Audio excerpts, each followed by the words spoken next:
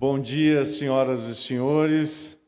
Sei que aqui me dirijo a pessoas que são banhadas pelo sereno da vida, que fazem dialogar conhecimento e experiência na sua atividade profissional cotidiana, e por essa e por outras razões importantes, acedi ao convite do Dr. Rogério Bacelar para estar nesse importante evento que se leva a efeito neste local. Vejo com a pesquisa publicada emergir um dos elementos que me parecem, daqueles que me parecem mais importantes na vida contemporânea, que é o de produzir confiança. Nós todos devemos ser empreendedores de confiança e devemos ter a consciência de refletir sobre o que nos leva a produzir confiança e também sobre aquilo que pode nos levar a não gerar confiança da população no sistema de justiça, nos serviços importantes como esses que os cartórios prestam. Sermos empreendedores de confiança, creio que é um desses grandes desafios desse momento que nós vivenciamos aqui e em outros locais. Aqui e alhures, porque, de um modo geral, como as situações contemporâneas não conhecem fronteiras, também os problemas têm se espraiado por diversos países, e há sim um debate muito intenso sobre a crise de confiabilidade em torno dos serviços públicos e em torno do sistema de justiça. Por isso, muito importante a pesquisa, porque trabalhar com dados e evidências é o caminho mais seguro para, de uma maneira racional e sistemática, oferecermos previsibilidade, estabilidade, integridade e também coerência. Na manhã de hoje, aqui venho perante as senhoras e os senhores reconhecer que os cartórios exercem função social relevantíssima no Brasil de hoje. Inequivocamente, ampliam o acesso à justiça e propiciam a economia de recursos públicos.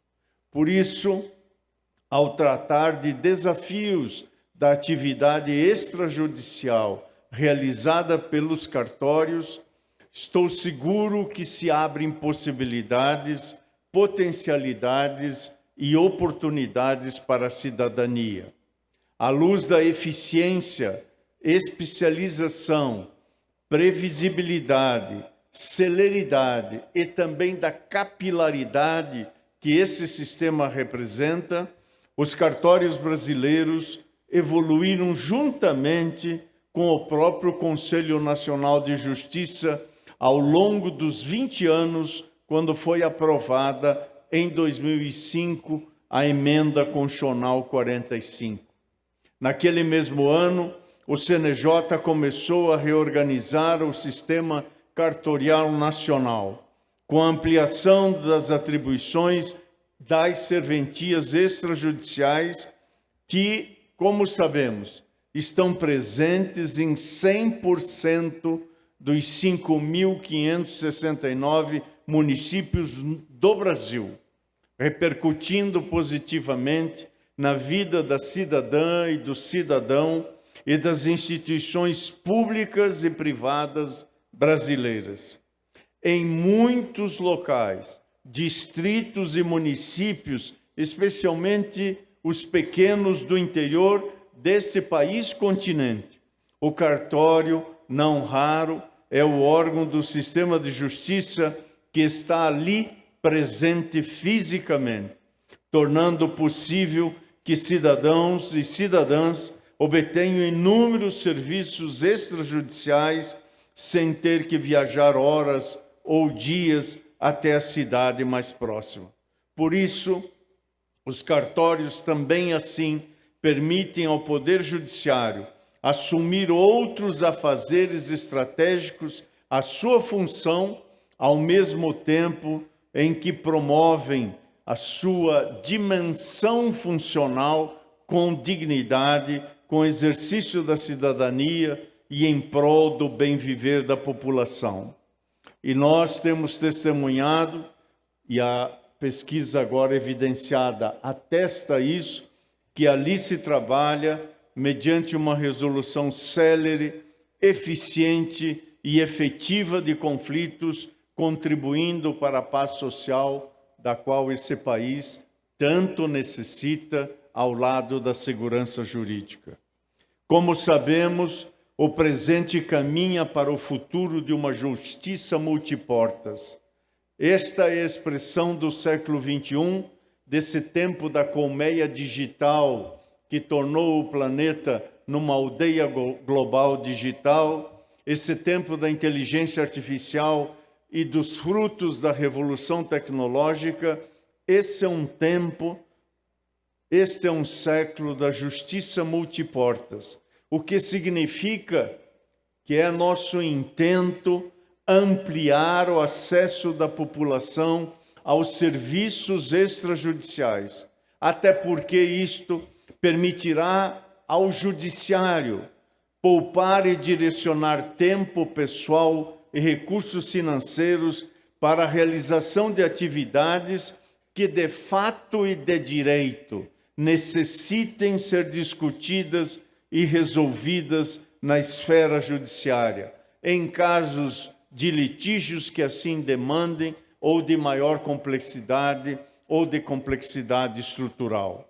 A delegação de atos de jurisdição voluntária aos cartórios, entendemos nós, é uma opção que não apenas não deve ser revertida, mas, ao contrário, deve ser ampliada sempre que possível e benéfica à sociedade. E não se trata, como poderia se imaginar numa visão mais, digamos, pedestre, não se trata apenas de desafogar a atividade judicante. Embora, se assim fosse, já seria um objetivo até mesmo nobre ao ser alcançado, quando nós constatamos que nos dias de hoje temos cerca de 80 milhões de processos judiciais tramitando no Brasil, nesse momento em que eu lhes falo. Por isso, o que se fala não é apenas desafogar a prestação jurisdicional, embora também o seja, mas antes de tudo é servir a sociedade, porque, como sabemos, a porta do judiciário batem todos os dias milhares de pessoas em busca de uma solução justa para seus problemas. Daquele volume de 80 milhões de processos em 2024, julgamos, nesse mesmo ano de 2024, 44 milhões de feitos, aumentando a produtividade 28% em relação a 2023. Nada obstante, entraram novos no ano pretérito mais 35 milhões de novos feitos em juízo. Trata-se de um volume assombroso de trabalho, que demanda um olhar e um agir estratégico. Já fizemos muito, mas podemos fazer mais, melhor e em menor tempo. Nessa lida diária, aqui estou para dizer e reconhecer que os cartórios são nossos valorosos aliados, e cito, para exemplificar e não ficar apenas na dimensão teórico-discursiva, alguns exemplos. A começar pelo programa Registre-se, que foi instituído em 2023 e se volta ao enfrentamento do subregistro civil de nascimento e à ampliação do acesso à documentação civil básica por pessoas em estado de vulnerabilidade. De acordo com o Censo Demográfico de 2022, realizado pelo IBGE, àquela época, 2,7 milhões de pessoas no país não possuíam certidão de nascimento, situação que é, por si só, violadora de direitos e que temos, aos poucos, conseguido reverter. E isso em parceria com registradoras e registradores de pessoas naturais. E essa iniciativa tem dado efetividade ao princípio constitucional de dignidade da pessoa humana e, mais do que isso, gradual cumprimento da meta 16.9 da Agenda 2030 da ONU para o Desenvolvimento Sustentável, que estabelece, a ONU traduziu nessa Agenda 2030, o compromisso de até 2030 fornecer identidade legal para todos, incluindo o registro de nascimento. E nessa linha, como sabemos, é importante registrar que as maternidades hoje possuem unidades interligadas de cartório, permitindo que pais e mães saiam do hospital já com a certidão de nascimento do bebê em mãos. E há projetos louváveis de cartórios móveis que viajam a comunidades longínquas, a comunidades indígenas, quilombolas e ribeirinhas para realizar o registro de quem mora nesses locais. Este é um exemplo, mas há outros dos quais podemos nos orgulhar, como a inclusão dos cartórios na rede de instituições que se aplicam na prevenção e no combate à corrupção, essa endemia que assola a sociedade em nosso país, à lavagem de dinheiro e, infelizmente, o que tem sido observado e que merece nossa atenção, ao financiamento do crime e de próprias ações de terrorismo. Com a comunicação ao COAF pelos notários e registradores das operações suspeitas de envolvimento em tais atividades, que nós regulamentamos em 2019 pelo provimento 88, o nosso país deu um salto paradigmático no combate e erradicação dessas que são grandes mazelas estruturais do Brasil. Essa regulamentação nos colocou hoje no mesmo patamar de países do norte global, quando o assunto é enfrentamento da corrupção, uma prática que é avaliada como exemplar por relatórios da Convenção das Nações Unidas contra a Corrupção. E esse procedimento, igualmente, tem contribuído para cumprir uma outra meta, 16.4, da Agenda 2030 da ONU, que visa reduzir significativamente os fluxos financeiros e de armas ilegais e reforçar a recuperação e devolução de recursos roubados e combater todas as formas de crime organizado.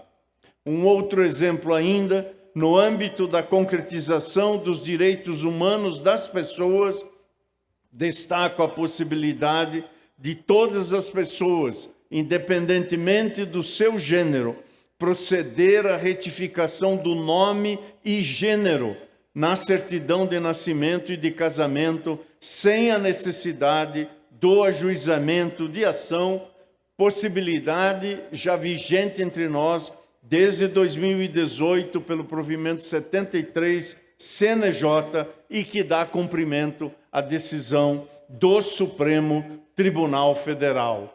Em nossos esforços também de proteção à infância, destaco a possibilidade de se fazer o reconhecimento espontâneo de paternidade tardia em um cartório, que, como sabemos, é gratuito e é célere, sendo que a via judicial desse direito fundamental poderia demandar anos até ser efetivado.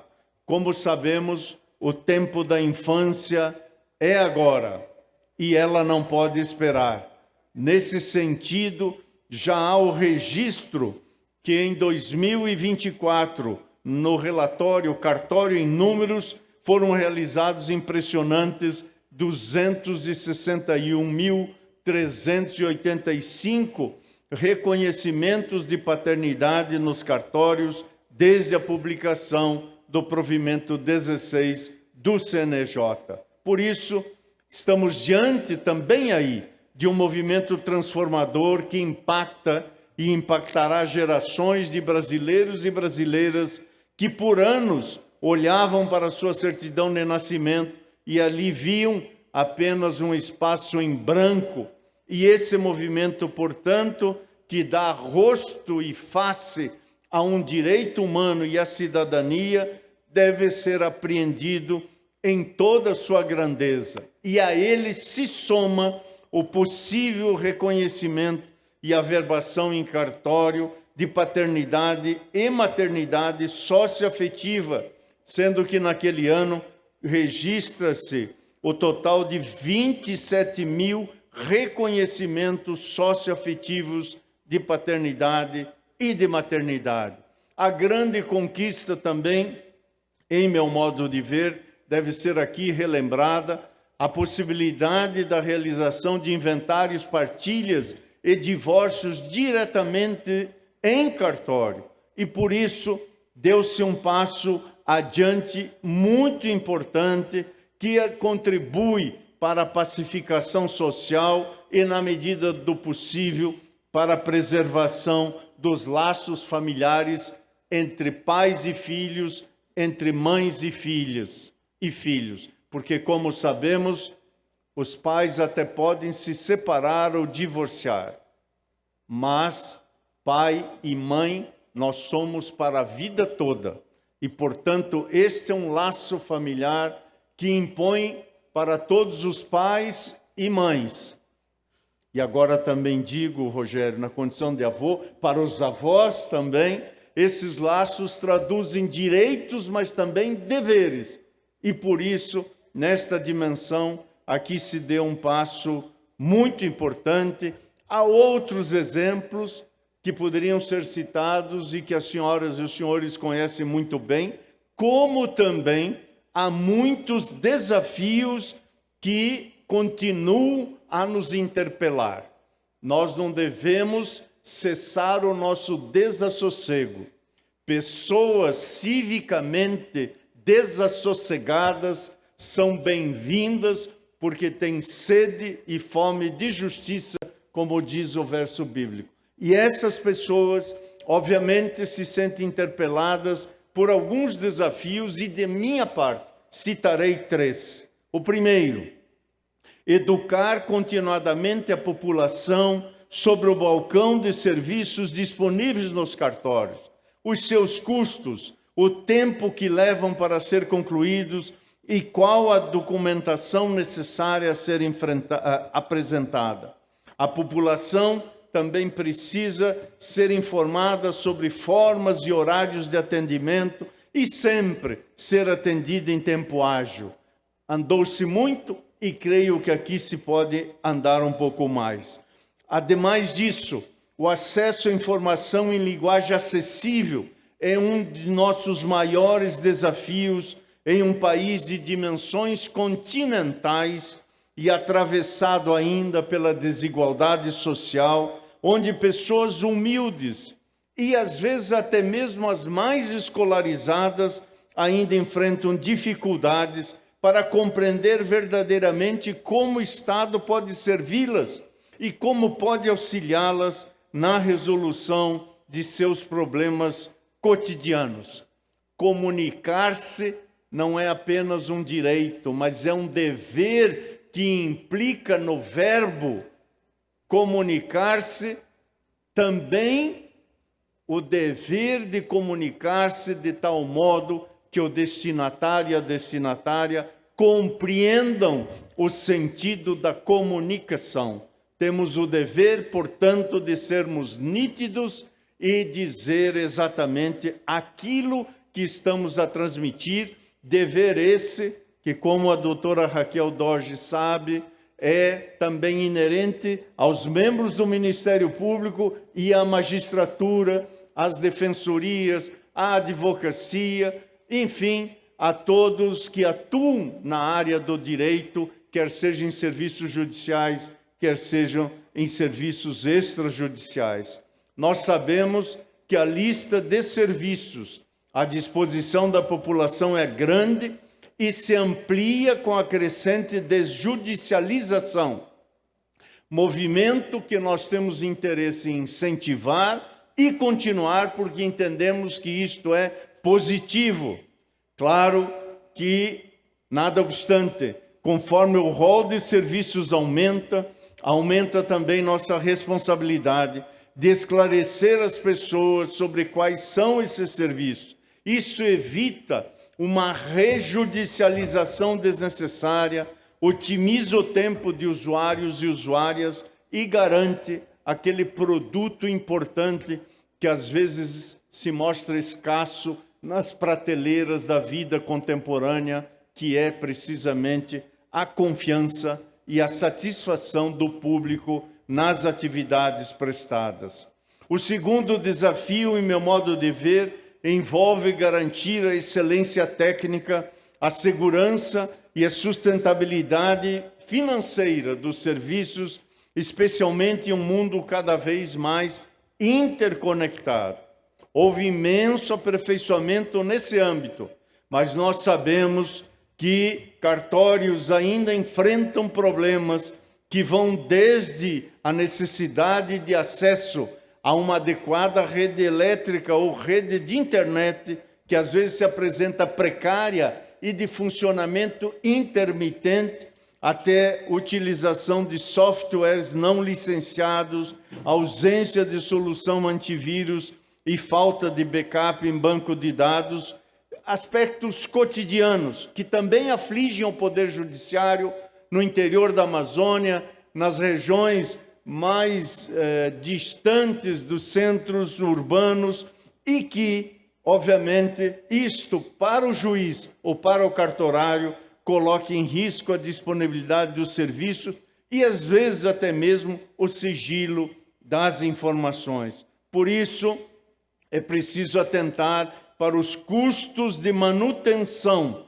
e, efetivamente, atentar para estas circunstâncias em relação aos serviços essenciais, como de registro de nascimento e de óbito, e que, por certo, são desses cujas portas estão abertas 24 horas por dia. Em terceiro e último lugar, neste século da revolução tecnológica, cujos aparatos, instrumentos e meios não podem ser demonizados, são bem-vindos para servirem ao ser humano que deles se utilizam, mas também não podem ser divinizados, eis que devem ser colocados no seu devido lugar, porque em todos os serviços que prestamos, juiz deve estar na comarca, juiz deve ter o rosto visível para a comunidade onde presta seu serviço. Ministro de Tribunal Superior deve estar na bancada e no seu gabinete. Também o rosto visível e a face da justiça no seu exercício cotidiano. Assim também todos os serviços judiciais ou extrajudiciais. A humanização é mais necessária do que nunca. É certo que nos valemos da internet, das videoconferências,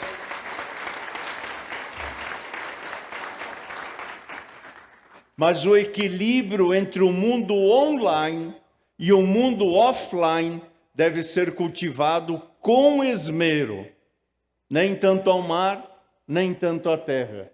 É preciso aqui ter equilíbrio e efetivamente, claro, especialmente a quem não pode se deslocar até o local da prestação de serviço, é sim necessário ofertar serviços online de qualidade, acessíveis e permanente disponíveis. Para quem não possui letramento digital, é necessário manter a qualidade do atendimento presencial com a mesma disponibilidade e acessibilidade. Nós, no Conselho Nacional de Justiça, estamos atentos a esses 3 desafios. E mais do que isso, estamos atentos à necessidade de caminharmos juntos em benefício da população. A justiça não é um fim em si mesmo. Os serviços extrajudiciais não são um fim em si mesmo. nós nos dedicamos à sociedade, aos nossos usuários e usuárias. Nós nos dedicamos a encontrar soluções que sejam benéficas aos usuários, às usuárias e, enfim, a todos aqueles que precisam dos nossos afazeres. Por isso, os cartórios são, de maneira inegável, nessa dimensão que vejo de andarmos de mãos dadas, são também agentes promotores de justiça, parceiros na desburocratização, na economia do erário e, especialmente importante, e no aumento da confiança depositada pela população. Além do mais, também nos cartórios há um exercício de um papel relevante. São eles guardiães da memória coletiva, pela função arquivística que cumpre junto a famílias, estados e empresas. E é nesta dimensão que se olha para o passado que se guarda, para o presente onde realizamos nossos afazeres e respondemos aos desafios, e também para esse futuro desafiador que está à nossa frente.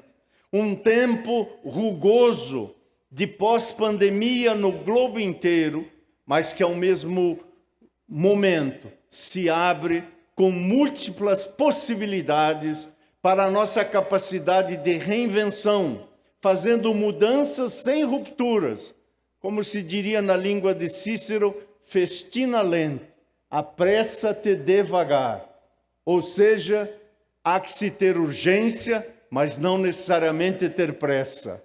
Há que se ter sentido de enfrentarmos os desafios, mas devemos fazer todos os nossos trabalhos adequadamente, corretamente, com conformidade legal. Por isso, aqui venho para dizer-lhes, contem conosco nessa travessia, rumo a uma desjudicialização célere, eficiente e humanizada, que coloca a sociedade no centro desses afazeres e que apoia e reconhece uma categoria cujos serviços são essenciais para a cidadania. Parabenizo mais uma vez a Noreg, sua presidência, diretoria, associados e associadas, bem como a todos e todas profissionais do país, pela função social que cumprem em um país complexo e plural como o Brasil. Quem se dispõe a levar justiça e segurança jurídica para todos os cantos do Brasil, chame-nos que nós estaremos juntos. Muito obrigado.